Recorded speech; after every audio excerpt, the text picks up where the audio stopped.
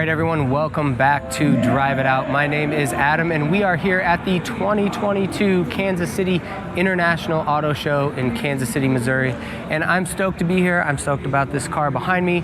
If you guys remember, we were here at the 2020 Kansas City Auto Show in March of 2020, right before the world went bonkers. And we got to walk around a Mustang Mach E at that time, but not as much was known about the car at the time, and we were not able to get inside.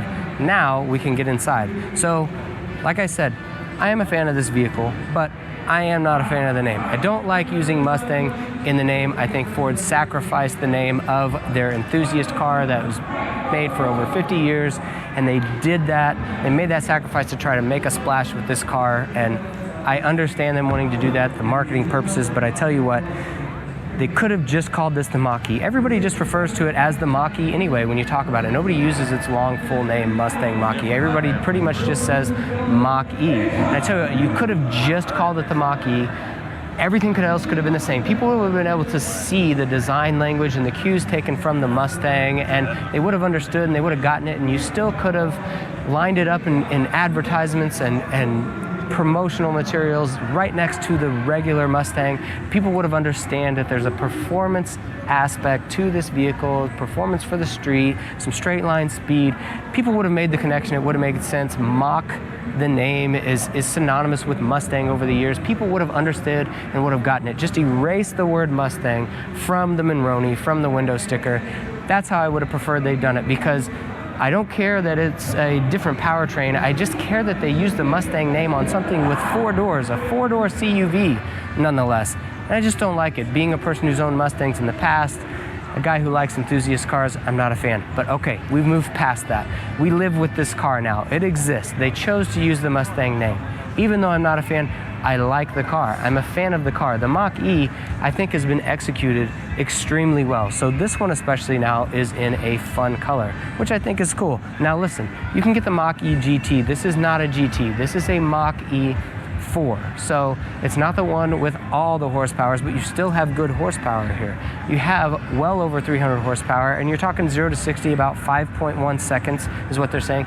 That's great speed. That's really good speed, especially for the street. That's lots of good power. You're talking about range here of about 270 miles is what Ford is calling for the range of this car. But if you want, you can upgrade to the GT. That's available as well. But if you want to start here, you can get into one of these for around $50,000. So let's take a look here and see what you get for that money. So as we come around here, you'll see, again, I like the hot color. I'm a fan of the bright blue. I'm not so much a fan of the dark wheels, but I understand what they're trying to do. They've got lots of black colored trim here, and notice how they've done the black trim down here. You've got the black trim up top that runs to the back. All of that is about trying to squish the look of the design to your eyes when you look at the car, so that it doesn't look quite as big. So even though the car is yay tall back here, that black kind of hides that, and it doesn't look quite as tall when you're standing at a distance and looking at the vehicle.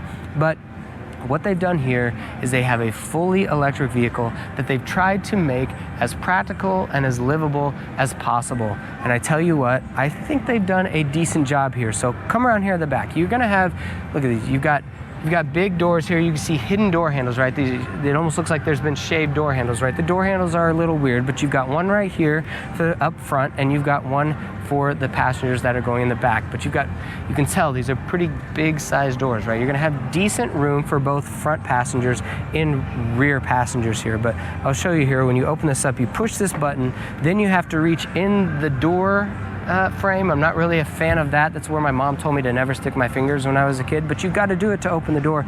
But you'll see here that you do have pretty decent room here in the back seat. It's not bad for getting in and out of. It's quite easy to step in and out of. I'm about 6 feet tall, very average height, and it's no trouble for me to get in and out of here. The doors actually open pretty far, not a full 90 degrees, but decent. So I could see if you're getting a small SUV and you have a family, maybe you have a child in a car seat, it's not going to be too bad for getting a car seat back there. You all know how much we love to install those car seats, but it's not going to be too bad to get up in there and install that car seat back there. So I'm decently impressed by the room. You have to to get in and out of this car. The ingress and the egress in this car is not too bad.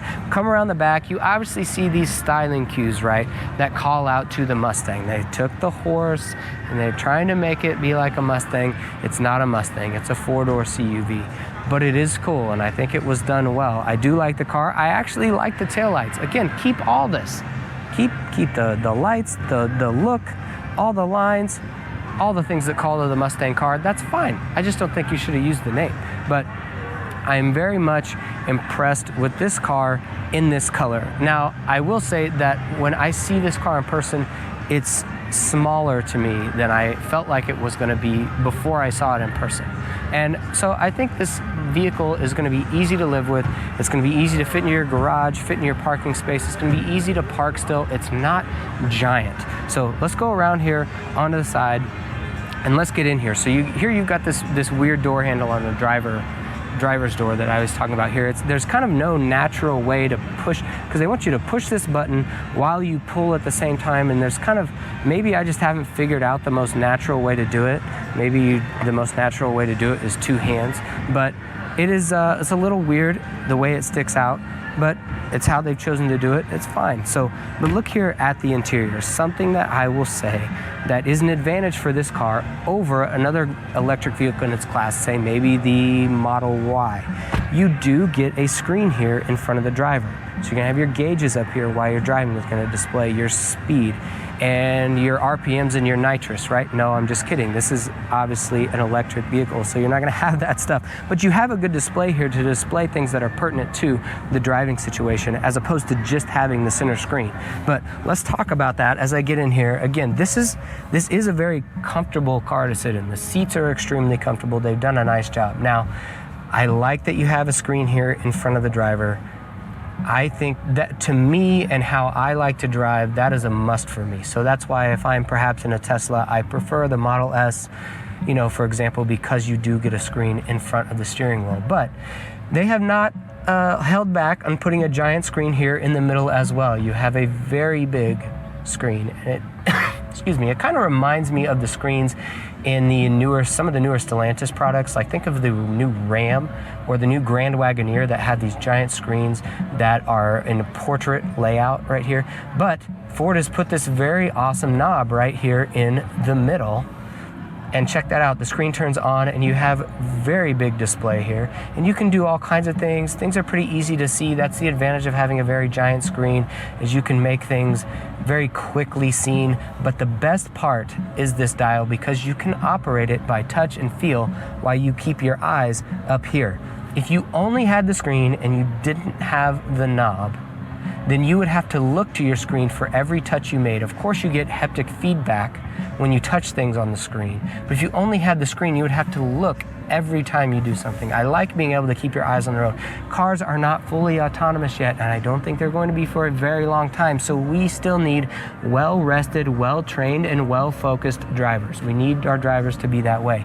So our electric cars need to actually not only focus on taking jobs away from the driver by simplifying things or putting it all on the screen and having less buttons. I actually think you should focus more on helping the driver to focus better on less things. And I think one great way to do that is to put a dial in here. Ford has chosen to do that. I think they've done an excellent job. So the screen still is a little much for me. I personally would like a few more buttons, but whatever, this is what they've chosen to do. You still have good buttons on the steering wheel that you can learn by touch. I like that. But this, all in all, is a comfortable car to be in. There's good space in here. It's a CUV, it's a small SUV, it's not a Mustang.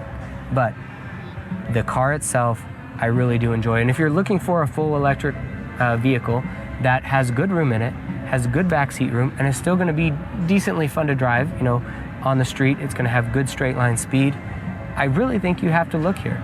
And again, starting around $50,000, I think it's an approachable vehicle. So last time we were here, we got to walk around the car and talk about it, but we didn't get to get inside. So I'm very excited to be here, be inside this vehicle now, and I hope that you like the Mach E here, especially in this color, because they've done a good job with the color. But thanks again for watching this review. Again, this is Drive It Out. You found us on YouTube. We are at driveitout.com, on Instagram at Drive It Out, and I am personally on Instagram at Naturally Aspirated Adam.